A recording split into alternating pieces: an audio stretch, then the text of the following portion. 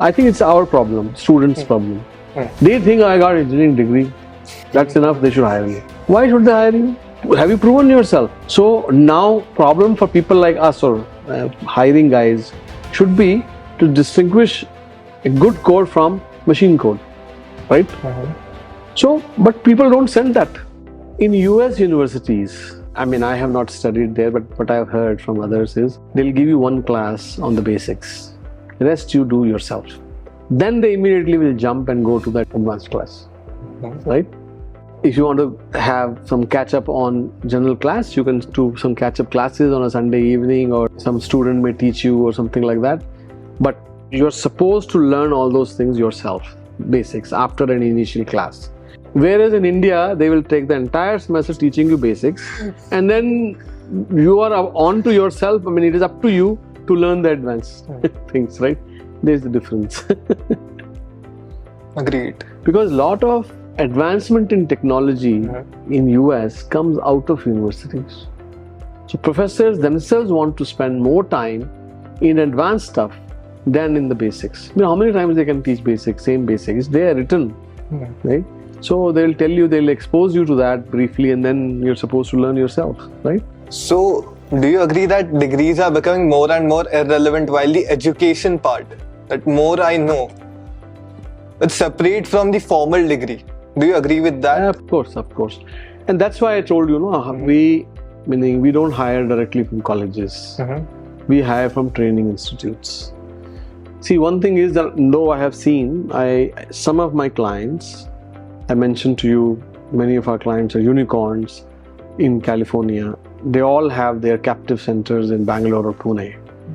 And I have heard many of them, majority of them, they end up hiring from IITs and IIM. Now, IITs and IIM still hold, because the students are so smart. And they perhaps, now I have not hired from there directly, so I don't know, but my guess is those guys are already aware of the advancements. They prepare themselves well, right? And there's a good competition, healthy competition. So to that extent, degrees from there is relevant.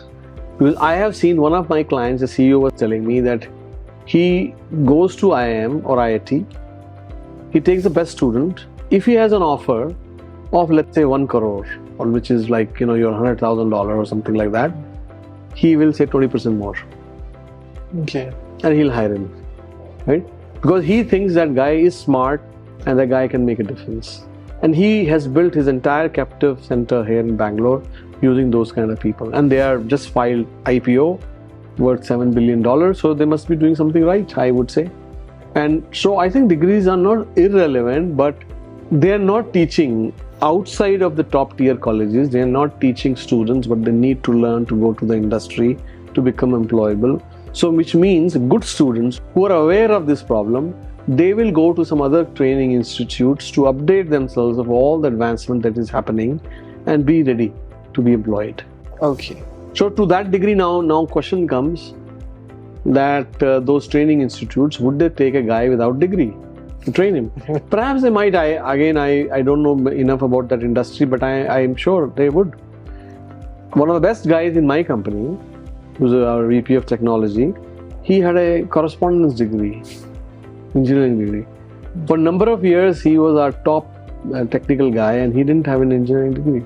So personally, in my experience, I love those kind of guys who are good hackers, who are independent freelance coders, who don't follow rules, right? Who they'll just look at the problem and solve it. They'll find a way to solve it. Which tool, they don't care.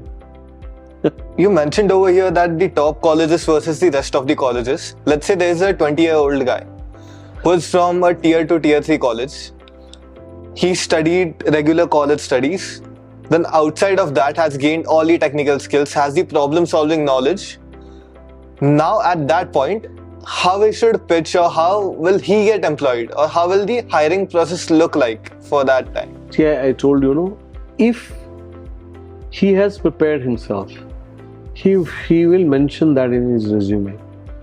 I will suggest he should write a piece of code to solve a problem that he saw around himself or herself, right?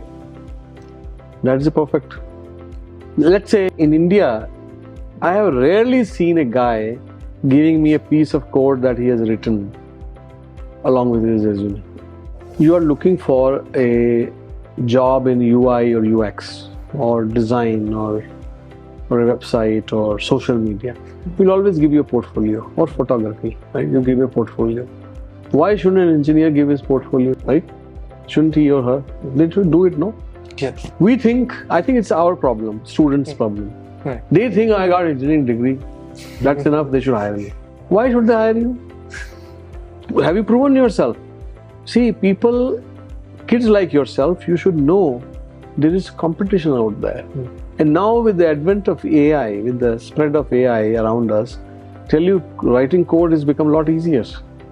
So now, problem for people like us or hiring guys should be to distinguish a good code from machine code, right?